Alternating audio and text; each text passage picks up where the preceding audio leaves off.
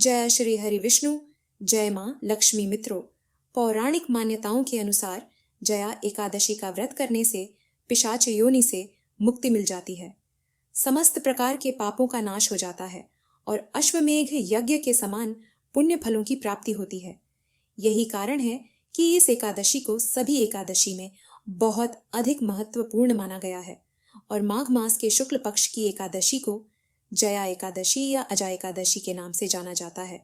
इस दिन जगत के पालनहार भगवान श्री हरि विष्णु की विधि विधान से पूजा आराधना की जाती है और भगवान श्री हरि विष्णु की प्रसन्नता के लिए व्रत धारण करके उनकी आराधना की जाती है।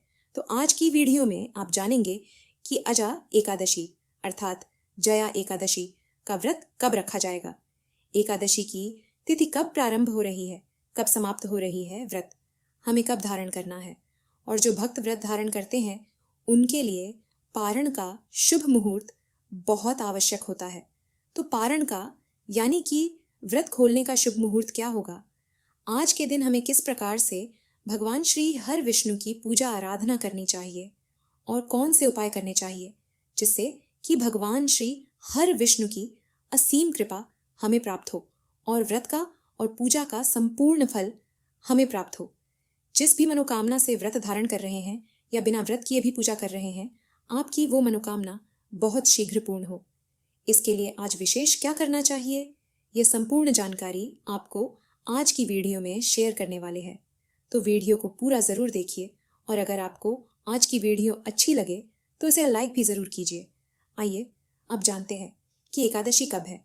तो देखिए, पंचांग के अनुसार माघ महीने के शुक्ल पक्ष की एकादशी तिथि प्रारंभ हो रही है 7 फरवरी 2025 को रात 9:26 पर और समाप्त होगी। अगले दिन यानी कि 8 फरवरी को रात 8:15 पर। तो सूर्योदय कालीन तिथि के अनुसार 8 फरवरी 2025 यानी कि शनिवार के दिन माघ मास की शुक्ल पक्ष की जया एकादशी का व्रत करेंगे। और बात करें पारण के शुभ मुहूर्त के बारे में, तो देखिए, एकादशी व्रत का पारण द्वादशी तिथि में किया जाता है और जया एकादशी व्रत पारण का समय 9 फरवरी को सुबह 7:04 से लेकर 9:17 तक है।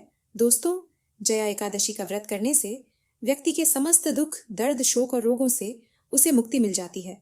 समस्त प्रकार के सुखों की, ऐश्वर्य की उसे प्राप्ति होती है।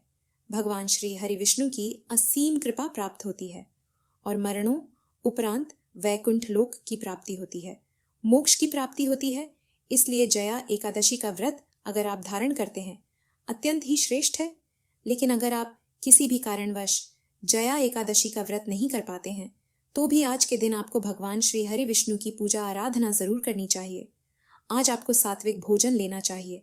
मतलब अगर आप एकादशी का व्रत नहीं करते हैं तो चावल का त्याग एकादशी के दिन जरूर कीजिए।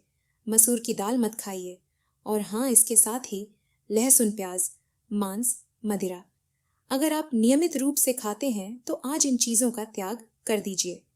इन सभी प्रकार की चीज़ों का त्याग करके और पूरा दिन भगवान श्री हरि विष्णु की शरण में अगर आप लगे रहते हैं, उनके नाम का जप करते हैं, मंत्र का जप करते हैं, भगवान श्री हरि विष्णु को अगर आप पीले पुष्प अर्पित करते हैं और तुलसी दल युक्त भोग अर्पित करते हैं तो इससे भगवान श्री हरि विष्णु की असीम कृपा आपको प्राप्त होती है और बिना व्रत किए भी व्रत के समान ही आपको फल प्राप्त होता है।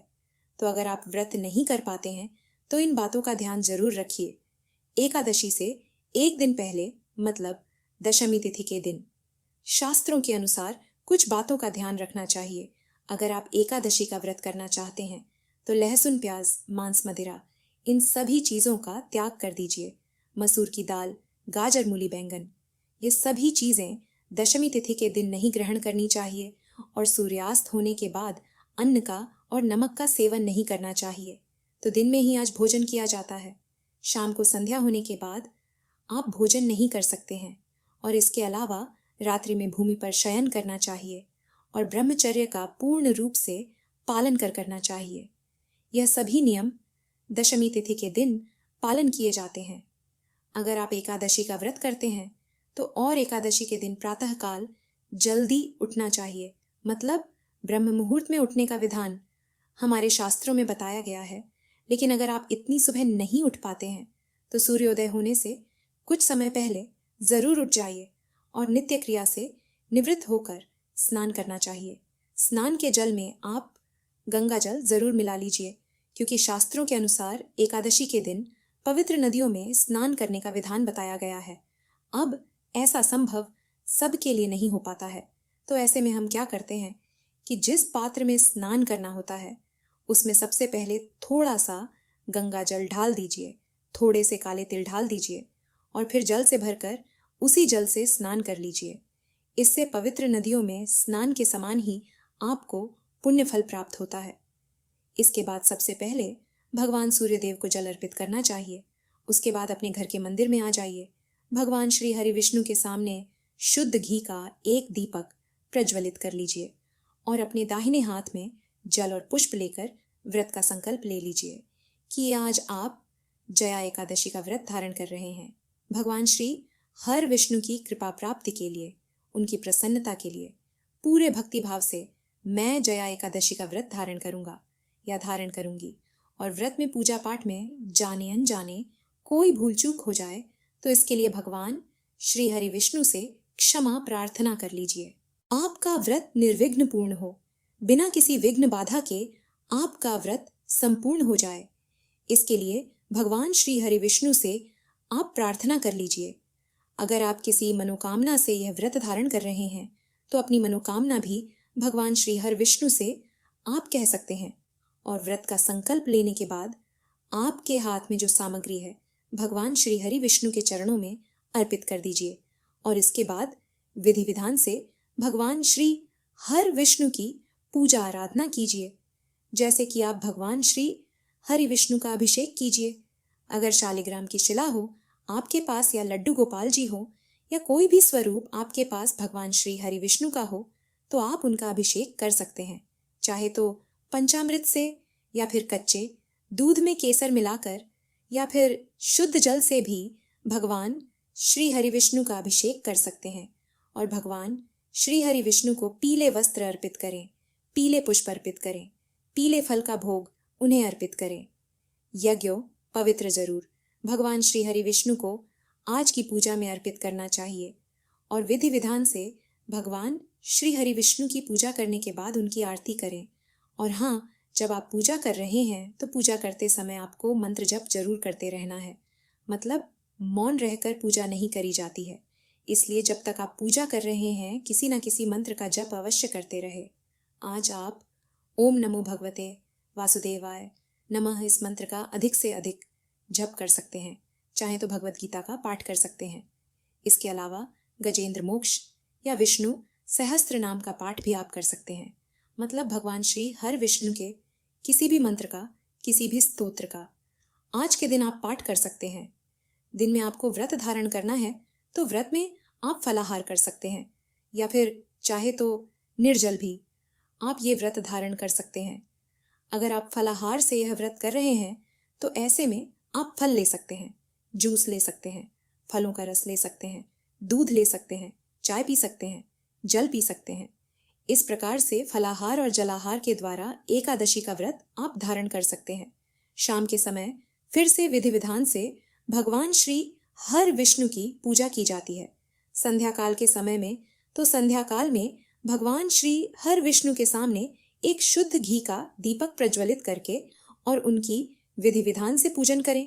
उसके बाद आप वहीं बैठकर भगवत गीता का पाठ कर सकते हैं या किसी भी मंत्र का, किसी भी स्तोत्र का पाठ कर सकते हैं। और हाँ, एकादशी की रात्रि में जागरण करने का विधान शास्त्रों में बताया गया है, तो आपसे जितना भी समय संभव हो जागकर भगवान श्री हर विष्णु के नाम का, उनके मंत्र का स्मरण कीजिए। भजन कीर्तन करते हुए रात्रि जागरण करने से व्रत का संपूर्ण फल प्राप्त होता है और किसी भी प्रकार की आपकी मनोकामना हो। अगर आप रात्रि जागरण करते हुए एक अखंड दीपक प्रज्वलित करते हैं और मंत्र जप करते हैं तो आपके मन की समस्त कामनाएं पूर्ण होती हैं। और हाँ, एकादशी के दिन भगवान श्री हरि विष्णु की पूजा अगर मां लक्ष्मी के साथ की जाती है तो घर में स्थिर लक्ष्मी का वास होता है, दाम्पत्य जीवन सुखमय होता है। अगर विवाह की मनोकामना है तो शीघ्र ही आपका योग्य जीवन साथी से विवाह संपन्न होता है, उत्तम और योग्य संतान की प्राप्ति होती है, धन धान्य, सुख समृद्धि, समस्त प्रकार की मनोकामनाएं श्री हरि विष्णु और महालक्ष्मी की पूजा से पूर्ण हो जाती हैं। और एकादशी व्रत का पारण द्वादशी तिथि में किया जाता है। तो अगले दिन प्रातः काल जल्दी उठकर और स्नान इत्यादि करने के बाद भगवान सूर्यदेव को जल अर्पित करके अपने घर के मंदिर में भगवान श्री विष्णु की विधि विधान से पूजा करें। और इसके बाद शुद्ध सात्विक भोजन बनाकर सबसे पहले उस भोजन में से भगवान श्री हरि विष्णु को भोग अर्पित करना चाहिए। और उसके बाद प्रसाद स्वरूप स्वयं आप अपना व्रत खोल सकते हैं, उसी भोजन के द्वारा पारण कर सकते हैं। लेकिन अपना व्रत खोलने से पहले, पारण करने से पहले किसी ब्राह्मण को घर बुलाकर भोजन कराना चाहिए। ऐसा शास्त्रों का विधान है। अब सबके लिए यह संभव नहीं हो पाता है।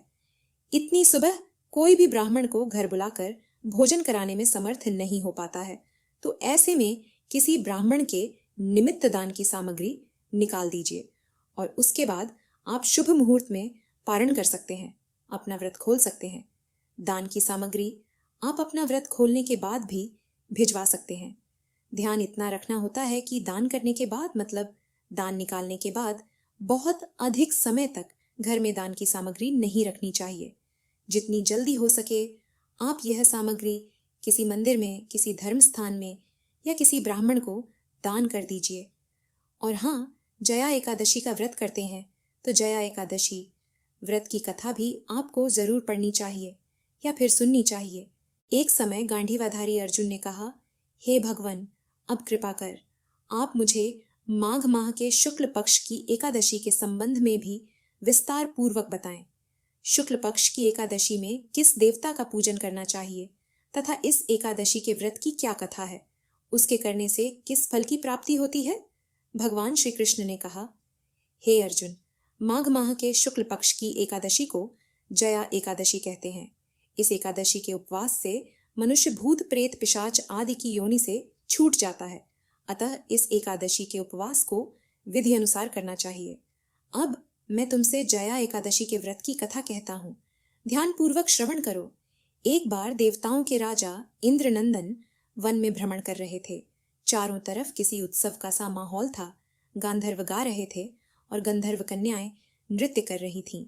वहीं पुष्पवती नामक गंधर्व कन्या ने माल्यवान नामक गंधर्व को देखा और उस पर आसक्त होकर अपने हाव भाव से उसे रिझाने का प्रयास करने लगी। माल्यवान भी उस गंधर्व कन्या पर आसक्त होकर अपने गायन का सुरताल भूल गया।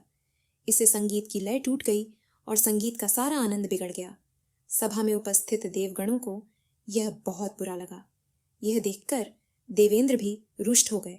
संगीत एक पवित्र साधना है, इस साधना को भ्रष्ट करना पाप है। अतः क्रोधवश इंद्र ने पुष्पवती तथा माल्यवान को शाप दे दिया। संगीत की साधना को अपवित्र करने वाले माल्यवान और पुष्पवती, तुमने देवी सरस्वती का घोर अपमान किया है, अतः तुम्हें मृत्युलोक में जाना होगा। गुरुजनों की सभा में असंयम और लज्जाजनक प्रदर्शन करके तुमने गुरुजनों का भी अपमान किया है, इसलिए इंद्रलोक में तुम्हारा रहना अब वर्जित है। अब तुम अधम पिशाच असंयमी का सा जीवन बिताओगे। देवेंद्र का शाप सुनकर वे अत्यंत दुखी हुए और हिमालय पर्वत पर पिशाच योनि में दुखपूर्वक जीवन यापन करने लगे। उन्हें गंध रस स्पर्श आदि का तनिक भी बोध नहीं था। वहीं उन्हें असहनीय दुख सहने पड़ रहे थे। रात दिन में उन्हें एक क्षण के लिए भी नींद नहीं आती थी।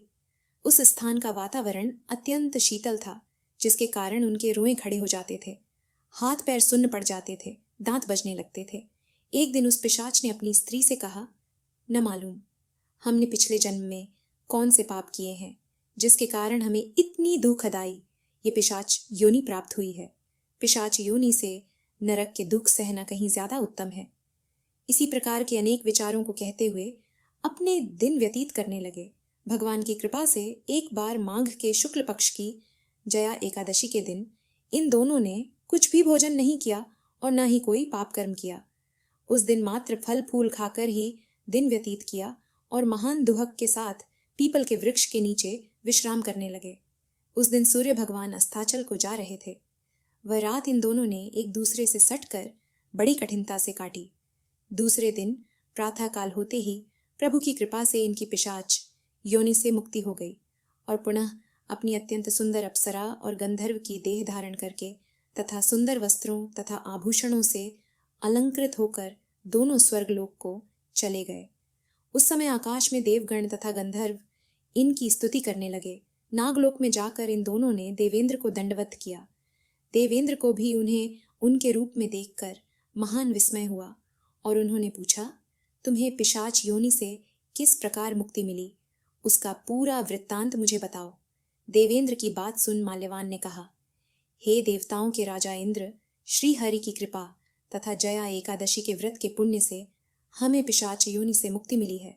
इंद्र ने कहा, हे माल्यवान, एकादशी व्रत करने से तथा भगवान श्री हरि की कृपा से तुम लोग पिशाच योनि को छोड़कर पवित्र हो गए हो, इसलिए हम लोगों के लिए भी वंदनीय हो गए हो, क्योंकि शिव तथा विष्णु भक्त हम देवताओं के वंदना करने योग्य हैं। अतः आप दोनों धन्य हैं। अब आप प्रसन्नता पूर्वक देवलोक में निवास कर सकते हैं।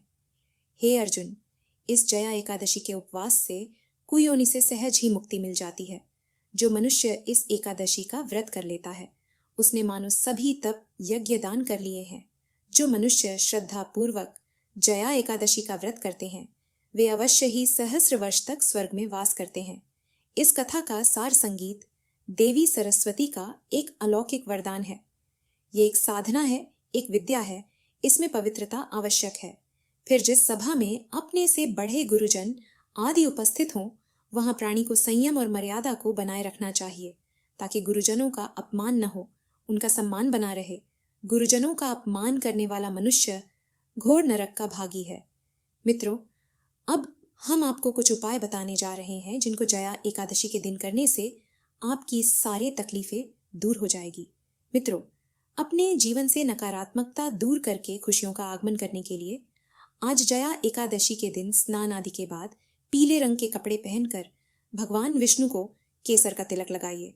अगर केसर ना हो तो आप हल्दी का इस्तेमाल भी कर सकते हैं।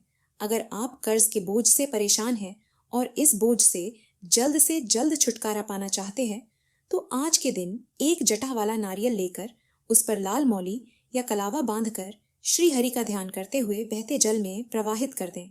अगर आप अपने आर्थिक पक्ष को पहले की अपेक्षा और भी अधिक मजबूत करना चाहते हैं तो आज के दिन स्नान के बाद पीले वस्त्र पहनें। अगर आपके पास पहनने के लिए कोई पीला वस्त्र नहीं है तो एक पीला रुमाल अपनी जेब में रख लें। उसके बाद गुड़ और चने की दाल का भगवान को भोग लगाएं। बाद में प्रसाद के रूप में गुड़ और चना सब में बांट दें और स्वयं भी थोड़ा सा प्रसाद ग्रहण करें। अगर आपके दाम्पत्य जीवन से मधुरता कहीं गुम हो गई है और अब प्यार की गुंजाइश नहीं बची है तो फिर से प्यार बहाल करने के लिए आज के दिन दूध चावल की खीर बनाकर उसमें थोड़ा सा केसर भी डाल दीजिए। फिर उस खीर से श्री विष्णु और माँ लक्ष्मी को भोग लगाइए। भोग लगाने के बाद उस खीर को प्रसाद के रूप में परिवार के सब सदस्यों में बांट दें और खुद भी थोड़ा सा प्रसाद ग्रहण कर लें। अगर आप अपने करियर में डेवलपमेंट करना चाहते हैं तो आज के दिन शाम के समय अपने घर के मंदिर में घी का दीपक जलाकर श्री नारायण के मंत्र का जाप करें। मंत्र इस प्रकार है, ओम नमो भगवते नारायणाय। आज के दिन आप इस मंत्र का 11 बार जप करें। साथ ही आपको बता दें कि आप ये उपाय आज एकादशी से शुरू करके लगातार 3 दिन तक करें। अगर दूसरों की भीड़ में अपनी एक अलग पहचान बनाना चाहते हैं और समाज में अपना रुतबा बढ़ाने के लिए आज के दिन भगवान विष्णु के 4 धामों में से तीसरे धाम यानी श्री जगन्नाथ पुरी के ऑनलाइन दर्शन करें और भगवान को अच्छी खुशबू वाला इत्र अर्पित करें। अगले दिन उसी इत्र में से थोड़ा सा इत्र अपने भी लगा लें। अगर किसी कारणवश आपके मनपसंद विवाह में लंबे समय से अड़चने आ रही हैं या आपका साथी ही अभी शादी के लिए तैयार नहीं है तो आज के दिन भगवान विष्णु की पूजा के समय दक्षिणावर्ती शंख में गंगा जल भरकर रख दें। पूजा समाप्त होने के बाद भगवान विष्णु के चरणों का आशीर्वाद लेकर शंख में रखे गंगा जल को स्वयं प्रसाद के रूप में ग्रहण कर लें। अगर आप अपने घर परिवार को दूसरों की बुरी नज़र से बचाए रखना चाहते हैं तो इसके लिए आज के दिन स्नान के बाद घर में ही भगवान विष्णु की प्रतिमा या मंदिर के सामने आसन बिछाकर बैठ जाएं। साथ ही एक लोटे या गिलास में जल भरकर रख लें और उसमें थोड़ा गुड़ और लाल फूल डाल दें। अब भगवान विष्णु के मंत्र ओम नारायणाय नमः का कम से कम एक माला जाप करें। जाप के बाद भगवान से दोनों हाथ जोड़कर अपने घर परिवार की सुख समृद्धि के लिए प्रार्थना करें और जाप के समय रखे हुए जल को पीपल की जड़ में चढ़ा दें। आज के दिन अपने घर के मंदिर में श्री विष्णु जी को शहद की शीशी चढ़ाएं और भगवान के आगे घी का दीपक जलाकर ओम नमो नारायणाय नमः मंत्र का 11 बार जाप करें। साथ ही श्रीहरि के चौथे धाम यानी श्री रामेश्वरम मंदिर के ऑनलाइन दर्शन करें और भगवान से प्रार्थना करें कि वह व्यक्ति आपका पैसा लौटा दें। अगर आपके बिजनेस का फ्लो धीमी गति से चल रहा है तो आज श्री विष्णु की पूजा के समय एक पीले रंग का कपड़ा लें। अब उसमें 2 हल्दी की गांठ, एक चांदी का सिक्का और एक पीले रंग की कौड़ी रखकर उस कपड़े में गांठ लगाकर पोटली बना दें। अगर आप चांदी का सिक्का रखने में समर्थ नहीं है तो साधारण 1 रुपये का सिक्का उस पोटली में रख दें। अब उस पोटली को भगवान का आशीर्वाद लेकर अपने धन रखने वाले स्थान पर रख लें। अगर आप अपने शत्रुओं से छुटकारा पाना चाहते हैं तो आज कच्चा सफेद सूत का धागा लें और पीपल के पेड़ की 11 परिक्रमा करते हुए वह सूत का धागा पेड़ पर लपेट दें। इसके बाद प्रार्थना करें कि आपको कोई भी शत्रु आपको परेशान न करे। अगर आप अपने बच्चों की तरक्की चाहते हैं तो आज गाय को घी चुपड़ी हुई रोटी पर गुड़ रखकर खिलाएं और गौ माता का आशीर्वाद लें। तो आइए अब जानते हैं तुलसी की मिट्टी के चमत्कारी उपाय। दोस्तों, तुलसी न केवल एक पौधा है बल्कि तुलसी देवी है। सनातन धर्म में तुलसी गाय और पवित्र नदी को माँ का दर्जा दिया जाता है। जैसे कि गंगा माँ कहा जाता है, गाय को गौ माता कहा जाता है, उसी तरह तुलसी को तुलसी मैया कहा जाता है। तुलसी के हर पत्ते में साक्षात भगवान विष्णु का वास समझा जाता है। इस धरा पर जो भी देवता मानव रूप में वितरित हुए उनमें से हर एक ने तुलसी की पूजा जरूर की है। जिस घर में इसका वास होता है वहां आध्यात्मिक उन्नति के साथ सुख शांति और आर्थिक समृद्धि स्वतः ही आती है। प्रतिदिन सुबह तुलसी के दर्शन करने मात्र से आप देखेंगे कि आपका पूरा दिन अच्छे से गुजरता है। जब भी आप सोकर सुबह उठे तब आप अपने चेहरे को देखने के बजाय तुलसी के पौधे को जरूर देख लें। सुबह शाम तुलसी की पूजा करने से हर पाप नष्ट हो जाता है। तुलसी के पौधे में लगी मिट्टी में समस्त तीर्थों का वास समझा जाता है। तुलसी की जड़ में माता लक्ष्मी का वास समझा जाता है। इसके हर हिस्से में भगवान कृष्ण का वास समझा जाता है। दोस्तों, मंजरी में बजरंग बली का भाग समझा जाता है और भगवान विष्णु कृष्ण, प्रभु श्री राम और हनुमान जी को बिना तुलसी पत्ते के भोग नहीं चढ़ाया जाता है और ऐसा भोग वे स्वीकार नहीं करते जिसमें तुलसी ना हो। दोस्तों, वास्तुशास्त्र में कहा जाता है कि जिस घर में तुलसी का पौधा लगा हो उस घर में कभी भी किसी भी तरह के रोग नहीं आते और अगर इसे सही दिशा में रखा जाए और नित्य इसका पूजन किया जाए तो उस घर में वास्तु दोष उत्पन्न नहीं होता। और यह भी समझा जाता है कि घर में किसी भी तरह की बड़ी अनहोनी होने से पहले तुलसी का पौधा सोख लेता है, अर्थात तुलसी का पौधा उस बला को अपने ऊपर लेता है और आपको माता की तरह सुरक्षा प्रदान करता है। खुद बलिदान देकर हम सभी की रक्षा करता है। इसीलिए हमें अपने घर में तुलसी का पौधा जरूर लगाना चाहिए। दोस्तों, तुलसी का पौधे हमें शुद्ध ऑक्सीजन देने के साथ साथ अनेक तरह के चमत्कारी लाभ भी प्रदान करता है, जिसके बारे में आज हम बताएंगे। दोस्तों, इस धरती के पौधे की वनस्पतियों से कई आध्यात्मिक बातें जुड़ी हुई हैं। इनको पूजनीय समझा गया है और इनमें देवी देवताओं का वास समझा गया है। दोस्तों, तुलसी के पौधे की पद्मा, पुराना ब्रह्म व भरत पुराण, स्कंद पुराण, भविष्य पुराण और गरुड़ पुराण में तुलसी के पौधे की कई विशेषताएं बताई गई हैं।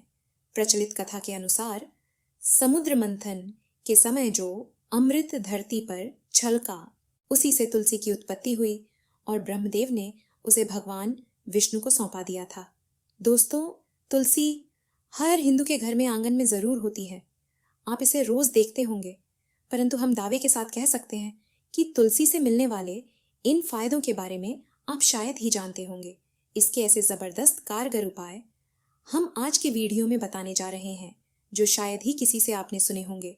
और तुलसी के इन उपाय को करने से 24 घंटे आपकी किस्मत बदल जाएगी। दोस्तों, आपकी हर समस्या का तोड़, हर मंत्र तंत्र की गांठ तुलसी के माध्यम से निकाल सकते हैं। फिर वह धन की कमी हो, नजर बाधा हो, शादी में आ रहे अड़चने हो, गृह दोष हो, कोई बीमारी हो, हर मर्ज की दवा है तुलसी। दोस्तों, माना जाता है कि अगर कोई व्यक्ति लगातार 1 महीने तक बजरंगबली को तुलसी के पत्ते लड्डू के साथ साथ या फिर किसी मिष्ठान के साथ चढ़ा दे, उसकी कोई भी मनोकामना हो जरूर पूर्ण हो जाती है। तुलसी की मंजरी उतारने से चल रही समस्याएं तत्काल दूर हो जाती हैं।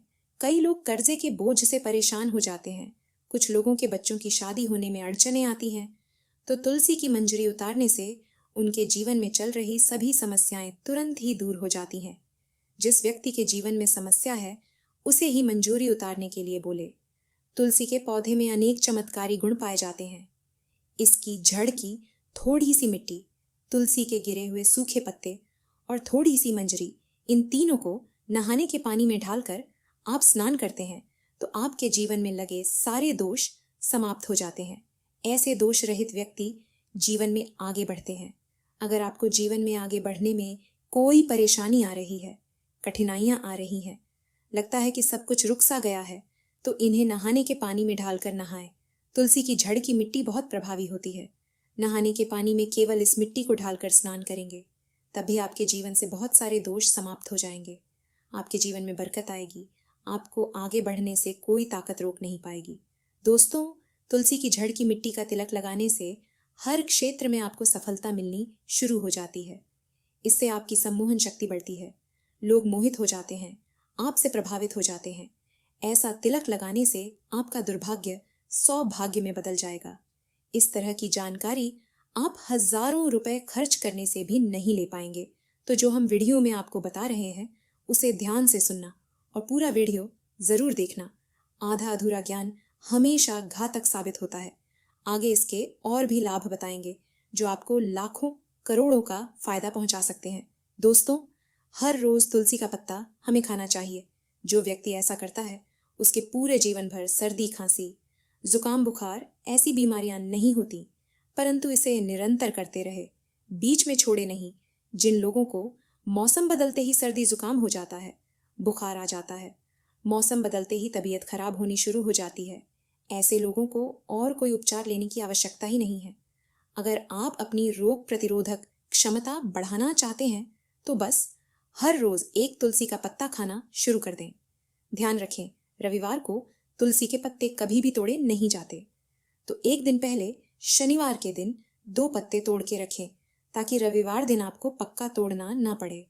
दोस्तों, वैसे अमावस्या, पूर्णिमा और एकादशी के दिन तुलसी के पत्ते नहीं तोड़े जाते, और बिना स्नान किए हुए तुलसी को तोड़कर जो मानव पूजा करता है, वह अपराधी होता है। उसकी की हुई पूजा निष्फल हो जाती है। इसका और एक चमत्कारी फायदा बताते हैं। अगर आप निर्धारित संख्या में 6 महीने तक तुलसी के पत्ते खाते हैं, निर्धारित संख्या मतलब अगर आप 4 की संख्या में खा रहे हैं तो रोज 4 पत्ते ही खाने हैं, और अगर आप 5 की संख्या में खा रहे हैं तो आपको रोज 5 की संख्या में ही खाने हैं। और दिन में एक बार है, सुबह स्नान करने के बाद, भगवान का पूजन करने के बाद, और इस पूरे काल में आपको ब्रह्मचर्य का पालन करना होगा। देखना, आपको गरिमा, महिमा, लघिमा सहित 8 तरह की सिद्धियां प्राप्त हो जाएंगे। हमने पौराणिक कथाओं में सुना है कि हनुमान जी हवा में उड़कर कहीं भी आ जा सकते थे। द्रोणागिरी पर्वत को अपने हाथों पर उठा लाए। यह सब अष्ट सिद्धियों के कारण ही संभव हुआ था, जो उन्हें प्राप्त थी। किसी भी असंभव कार्य को संभव बनाना इन सिद्धियों की मदद से हो सकता है। संसार में अनेक पुण्य आत्मा है जिन्हें कई तरह की सिद्धियां प्राप्त हैं। तो अगर आप निर्धारित संख्या में 6 महीने तक तुलसी दल खाते हैं, तो आपको इन अष्ट सिद्धियों की प्राप्ति होगी, जिससे व्यक्ति असंभव कार्य को संभव कर सकता है।